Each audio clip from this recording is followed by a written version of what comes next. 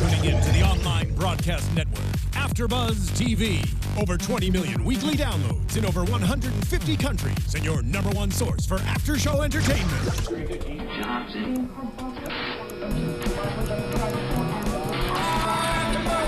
AFTERBUZZ TV, the destination for TV superfans. Producing after shows for over 300 of your favorite TV shows, interviewing celebrities and showrunners, and bringing you behind-the-scenes exclusives. All thanks to E! Entertainment's Maria Menounos, producer Kevin Undergaro, and internet leader Akamai. Now, let the buzz begin! Ladies and gentlemen and denizens of Moonbeam City, we are back for the AfterBuzz TV after show for Moonbeam City for Season 1, Episode 9, The Legend of Circuit Lake. I am one of your hosts, the Internet Soapbox Mark. You can follow me on Twitter at SoapboxMark, because we got plenty to talk about. And joining me as always, he brings the goodness. He's Mr. Greg Goodness. Hey, everybody. Yeah, that's right. I am Greg Goodness. You can follow me on the tweets at Greg Goodness. Tweet along, follow along, whatever. We got a lot to talk about. We do. So much to talk about, in fact. Just to lead off the show, for those of you joining us just right now, fresh for the after show, we actually did an interview with Scott Gairdner, the creator of Moonbeam City, as a spotlight on. We're going to have it, for those of you listening on iTunes, we're going to have it uploaded to this Moonbeam City feed as well, just so that it's not lost, and also that the video is live right now on the YouTube channel. So go check it out, because we're still glowing and giddy. Yeah, he gave us buttons. We got buttons. We got swag, guys. We got Rad, Dazzle, Chrysalis, and Pizzazz. You know it's dope when the creator of a show comes in. He's like, "Hey, do you guys want some free stuff?" Yeah, too? we do. Yeah. Jeez. And he was just stoked. He was stoked to be here, and it was a lot of fun getting a chance to sit down and talk with him. Not nearly as stoked as we were, though. And Seriously. such a cool interview and a cool dude. So again, thank you, Scott, for coming on the show. Just beyond comprehension. And also thank Mark and Emily from Nightclub, who were like, dude, they were super awesome. Yeah. Which was super nice of them. And thanks to our connection with them, we got a chance to talk to Scott on this wonderful show, this wonderful journey that we've been on, which continues with Episode 9, The Legend of Circuit Lake. So as fans of the show have noted, it slowly devolved into the What Can We Do to Rad show. And this one was no different. This was pure madness. Yeah, right off the bat, we knew it was going to be a Rad-centric episode. We have Rad coming in saying, "General sounds of merriment? I gotta get in on this!" And it turns out everybody's watching an old Canadian children's show where Rad pissed himself in the Trouble Bubble with Badger Bob, with the Canadian-themed children's show. They took that, as referenced in our interview with Scott, they took that Canadian thing and just ran with it, and it works so well and poorly for well for us, poorly for Rad. He ends up wanting to get back at Dazzle, and so the main crux starts as a revenge against Dazzle, which we've seen throughout the season. Yeah, so he's trying to one-up him, trying to get in and better him where he has already been bested. Yeah, what dirt could he find on Dazzle, which brings him to the what did the filing virtual system? records. Yeah, the virtual records room, where he jacks in. And has a wonderful digital life with his new terrifying 3D family, and we get to see Rad happy, which we don't get to very often, which makes it even more entertaining when they sweep the rug from under him. It was such a weird, bizarre journey watching him dive into this world where I just immediately have to point out my favorite part about this was Please. when Rad sees this giant floppy disk angel overlord, and his first response is, "Bow down and serve me." Because he's in a new world, he has to establish dominance. Total Rad. He is Rad. And the weird angel thing shooting lasers out of its boobs, just stroke the orbs of purity. yeah, please. just work. And then anytime you get a phallic sort of weird movement into the show, like I'm that was always a straight fan. up D though. And they made, so Rad is in this new position of power. What can we do to make him look stupid even more? And he wasn't even like, this is weird, this is a thing. Like, they made a joke on it, but it wasn't necessarily at Rad's expense directly. We're still at a pace with this show where so much happens. There were 3 guest stars this episode: Molly Shannon, Susan Sarandon, and Tom Kenny. Tom Kenny, like, they've been bringing in sort of like veterans of the voiceover world every other episode. We had Carlos Alazraqui a couple of weeks ago with the Glitz, but Susan Sarandon. So Dazzle ends up going to prison because he's accused for the murder of Rad, which he's been so stoked about. Like, Rad's been missing, and here's some of Dazzle's bravado and just confidence, and like, people don't like Rad, but he's just like, oh, Rad's dead? Cool. Nailed it. Awesome. Get his baseball chair. His sweet baseball chair that we've never seen. It's an actual baseball. Which is not an actual baseball. It doesn't look regulation sized. Not at all. Jesus. But still, yeah, super funny. And before we move off the topic of Rad, though. No, are you kidding? We're going to be on it for most of the episode. Okay. Jeez. The shot on his desk of the things that he left behind is just a visual cavalcade of the entire previous season. We got #1 cop mug. We got wealth enthusiast. We had magazine. the used condom from when he was trying to escape from the parking garage. Barely used. Barely used. Forgive me. The cheap burrito or cheapo burrito, is it? Yeah, cheap burrito. Cheap. Yeah. We had that. It was really fun. The #1 cop mug. It was really fun to see, like, and as Scott puts it in the interview, we just didn't want to make new props, so it turned into a reference, which was great. Rad. Poor Rad.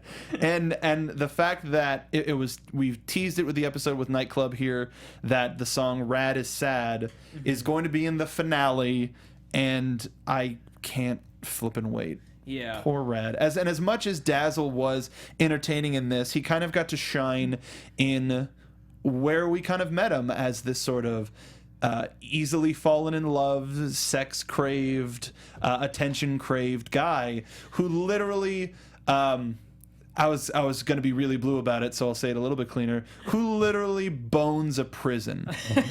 Yeah, having marital relations with a inanimate object. A somehow hyper-intelligent yet inanimate object. I don't know if that's an upgrade or a downgrade from trying to have sex with a dolphin. From Splash. I don't know if it was trying. Let's just put it that way. They probably had some marital relations of Dude, if that song was playing while I was trying to make it with a dolphin, I would go for broke. That's all I'm saying. I kiss the reef in Aquatica. I love how you set that up like it was a variable. Like, oh, well, of course I'm going to make love to a dolphin, but if that song was playing... There'd be no argument. That's happening. Yeah. No, it's funny. You're right, because this is sort of the same place that we got to see Dazzle as the premiere episode, where, granted, in that episode we saw him literally cast off, in the nautical sense, cast off his bride-to-be. But in this episode, it was actually weird. Dazzle was kind of in love. Yeah, and with Silka. Silka. Yeah. Silka, Silka. Silka, S-I-L-C-A, as an acronym for an acronym that we forgot what it stands for. But something that made sense in context. Exactly. The romance. So weird to talk about. The romance budded from from like the rectal checks. Well, if you're gonna be getting a cavity exam, then I think you have I to would make friends with that person. Yeah, you gotta be. That's pretty intimate. That's about as intimate as you can get. Just like on going from 0 to 60. 0 to beehole. Yeah. That's like one step below sharing your Netflix account information. That is very serious. That's past Netflix and chill. Yeah. It's Hulu and beehole. But Again, I don't know why Hashtag Hulu is Hulu being... and Beehole. Yeah, Yeah. please, let's start that now. Ladies and gentlemen, hashtag Hulu and Beehole. Thank you, Molly Shannon, who was the voice of Silka, bringing just enough humanity to a robotic character to have that intrigue of like a first love sort of a thing, and everything seemed really innocent, even though it was like eye to beehole sort of a thing. Yeah. It was so bizarre. And Susan Sarandon's character, Ice Ivory, who was the warden of the prison, getting jealous of Silka, her daughter, Right. cheating robotic whore. I'm not a whore. I'm not a whore, mama. It got so unnecessarily dramatic, and the fact that they kept Ice in her sexy outfit. The guest that they get on this show is just like a dream list of let's see who wants to do it, and everybody said yes. Yeah, it's been really fantastic hearing all these voices, and I was amazed that you caught Tom Kenny, because I didn't necessarily catch that. He right was off the bat. judge. Yeah, he was Judge Stylus, and he was the doctor at the end. Judge Stylus. I love that as a name. That might rank as my number one, actually. Judge Stylus. My favorite, judge was on Clerks, the animated TV show, where they had Judge Reinhold be Judge Reinhold. Right. That was like, okay, all right, on the button, but I like it. Yeah. But Judge Stylus is a close second, especially with the wheel. What was the wheel called? Wheel of Justice, Wheel of... It had a gimmick name where Dazzle essentially before going to prison, he had no case whatsoever. They had no case against him, so he could have just called it a mistrial or we'll just like the Wheel of Judgment, and they spun it, and he ended up getting life in prison from just a BS nothing case. But if that sucked off by sucked away by a pneumatic tube. What if the Silka program starts in the jail, and that was like their first meeting in the courtroom? Yeah, so Silka would have sucked off Dazzle to the prison where they would fall further in love. Yeah. The romance of like this, that like rubbing against the wall and like the bars and absolute just amazing and disgusting. But it fits perfectly with this show. Yeah, I mean, it's a continuation of everything that we've seen so far. In terms of, again, going all the way back to the pilot, where they have this very elaborate food-based lovemaking session, and now it's lovemaking with inanimate object with a building. It's been a really wild ride, seeing just how far they can push these sex sequences. And you say push, but nothing sexual was going on there. But it was just Dazzle like rubbing up against a wall. I don't even know what that is. It was also just like it was just straight up it's weird to say, but you felt the emotion in that love scene. You know what it was though, is I gotta give a shout out to the animation team, not just for number one making something so ridiculous, but the little eye hood on Silka was so expressive. Yeah, like being able to make that combined with what you were talking about with Molly Shannon doing her sort of like innocent confused thing, having the eye shift from left to right and get smaller and wider. It's like that's a nice touch. I have to give you a shout out for bringing emotions to a robot, and a robot that looks nothing like a human. It's like damn it. Dazzle don't care. Yeah, man, they're going above and beyond. They're taking on Wall-E. Wall-E even had more human characteristics than that. They just took the E out. It was just Wall. Like he just totally boned a building. Yeah. And in Ice Ivory's jealousy, a prison riot starts. The prison ends up getting burnt to the ground. She ends up getting disfigured, leaving it open for a return. Ice Ivory is missing and presumed burned. It's great hearing Genesis say any of those news headlines is just absolutely fantastic. I think it was a nice. I mean, it's pretty obvious, but it's like a Two-Face reference. Yeah, clearly that's fine. I don't even need to point it out, but it's worth mentioning. That's like. But it's one of the few bad guys that's gotten away. Yeah, that's true. Leaving open a possibility for a return. And who better than Susan Sarandon? Because like you can get some of Pizzazz's other sisters or Ice Ivory. It's just so, like it doesn't feel like this feels like one of the first names they thought of, and it's like no, it has to mean 100% what it sounds like. Ice Ivory. Yeah, that's the character. That was 100% what the character. Like it's the regal sophistication of Ivory, but ice. Like Yeah, she's just an ice cold. queen and cold, and the way she dresses in silvers, and it was a wonderful character Kind of design devil too. Medusa hair thing Yeah. going on. It was, and the fun part about this is we've seen Dazzle. His romances don't really go anywhere, especially in the first episode where a possible wife gets shipped back off to whatever country they pulled her from, and then Splasha finds out is Splasho, I guess.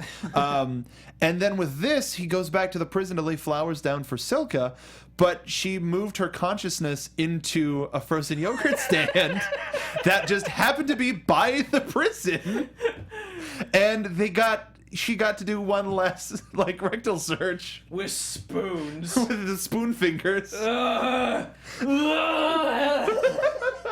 So, like, it's weird to say, but I kind of want to see Silka come back. So next week's episode is called The Wedding of Rad Lie, which is such a weird avant-garde name that Scott talks about in the interview. But I would like to see that, I would like to see that as his +1. I would like to see Silka in the yogurt machine as Dazzle's +1 to the sweat, if he's invited. In a really nice, slimming black dress or something like that. Yeah, I can see that. No, that'd be weird. Sounds like something he would say. The most pure romance that we've gotten from Dazzle was with a prison, or was with an artificial intelligence, I guess was the best way to put it. Yeah. And is that to say that no actual intelligence can handle him, or he can't handle them? Well, let's not forget that he also has a weird on-again, off-again thing with Pizzazz, too. Who was broken up that Dazzle went to prison. Yeah, he must be so cold without his jacket. But she had a jacket. Yeah. Where did she get that jacket? Probably from his office. But it's like seeing how it was interesting to see how characters reacted to Rad just being missing, and everybody being like Chrysalis's line. It's been 2 surprisingly productive months without Rad. Productive, unsmelly months. Smelly months. And then when Dazzle goes to prison, that's when, like, no, we have to find Rad. Like, Dazzle being incapacitated is what makes everybody act, not the fact that Rad is gone. Yeah, exactly. Poor Rad. Can't catch your break. With his wonderful digital family and new son. God, and use the prime number. the digital tuna, or the... Yeah, digital salmon, I think. Love them. The data salmon. The data... was it? In the I don't data stream. It's like, oh, the data rapids, wait! Ah! know. Yeah. Any opportunity to just fall into an abyss, and the flashes back to him in the room, like not falling in On the anything. ground, yeah. Poor Red. Like that's really they put him in such stupid situations, and yet we can't help but fall in love with him more and more to see what more and more they will do. Yeah, I mean, he's the breakout character, I would say. Or not necessarily but, I mean, man, he's really coming to his own this season. Like, if you had pitched me at the top of when I started watching this show, like, you are going to love when Rad comes on the screen. You are going to be thrilled, and you cannot wait. I would have said, like, really? That guy? It's not Dazzle. It's not one of the other characters. It's not Rob Lowe? Yeah, but oh my god, seeing just how mean they can be. Like Rad if is this was great. was an actual 80s show, I would like they would do just because of marketing. I could see them doing a spin-off show with Rad in Canada before he made it to Moonbeam City. God. To see him like at the top. Like everybody is like low, like Rad is the best of his city. and the city that he originally comes from is just awful, just terrible. But he's like the king, and they went, no, you go somewhere better, eh? You go find a place that you see that place, Moonbeam City. They've got the laser mines, eh? Why don't you go down there and make something of yourself? Nice Canadian accent. I do what I can, but if I wish it was the '80s, so we can get that version of Rad where he's the normal one, right? As opposed to now where he's just an awful, awful, awful shape. Oh. But I mean, just a tight episode overall. Just super tight. Joke a minute. Not even joke a minute. Joke a second. Good God, super fun. And the finding Rad in the walled up info room, digital record room brain. Long day. This is the 5th show for me today, but finding him in there and seeing the spiders and the rats slowly eating him away, and having him come out from the virtual world. The long fingernails. The poor. So gross poor and jerk. weird.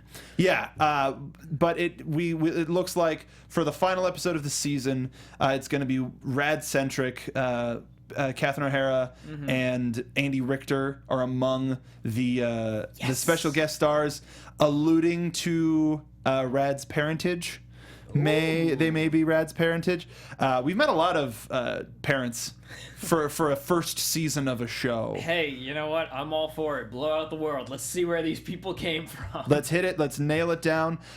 We did note that the start time, the air date, has changed. It's gotten a little bit later. So for fans of the after show, our live time may change. Just make sure to follow us in order to do that. We're super excited for the finale episode. Scott seemed really, really, really keyed up upon it.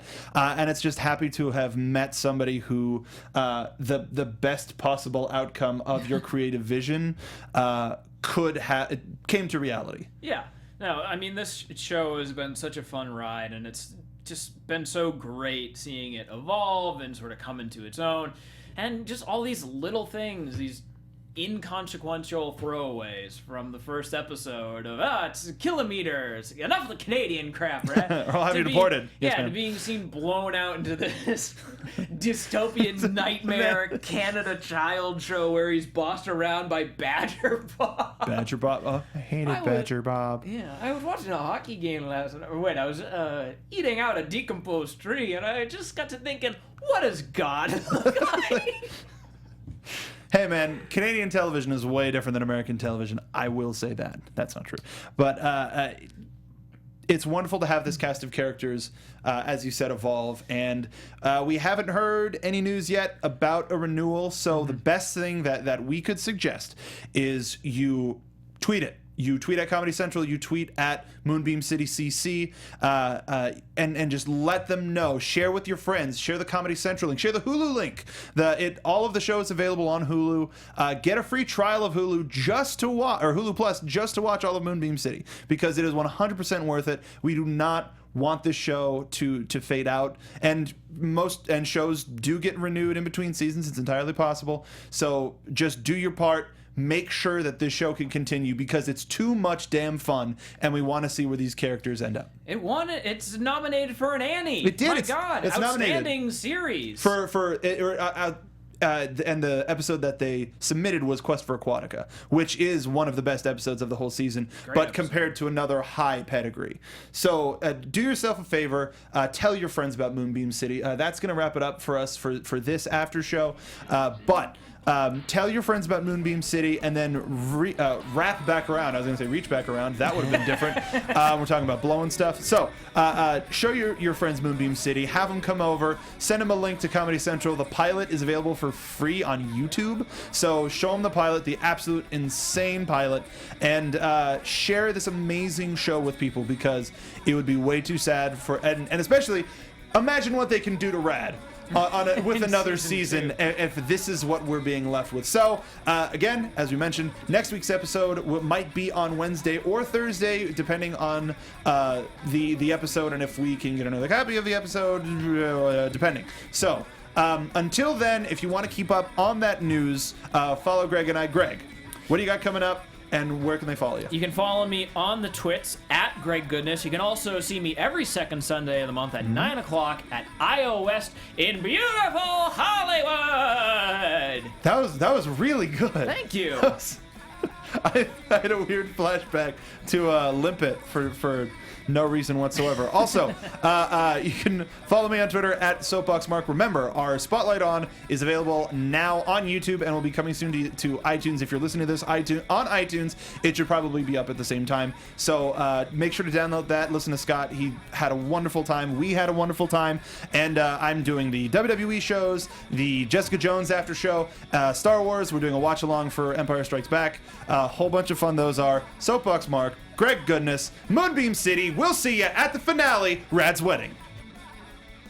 From executive producers Maria Menounos, Kevin Undergaro, Phil Svitek, and the entire AfterBuzz TV staff, we would like to thank you for listening to the AfterBuzz TV network. To watch or listen to other after shows and post comments or questions, be sure to visit AfterBuzzTV.com. I'm Sir Richard Wentworth, and this has been a presentation of AfterBuzz TV. Buzz you later. The views expressed herein are those of the hosts only and do not necessarily reflect the views of AfterBuzz TV or its owners or principals.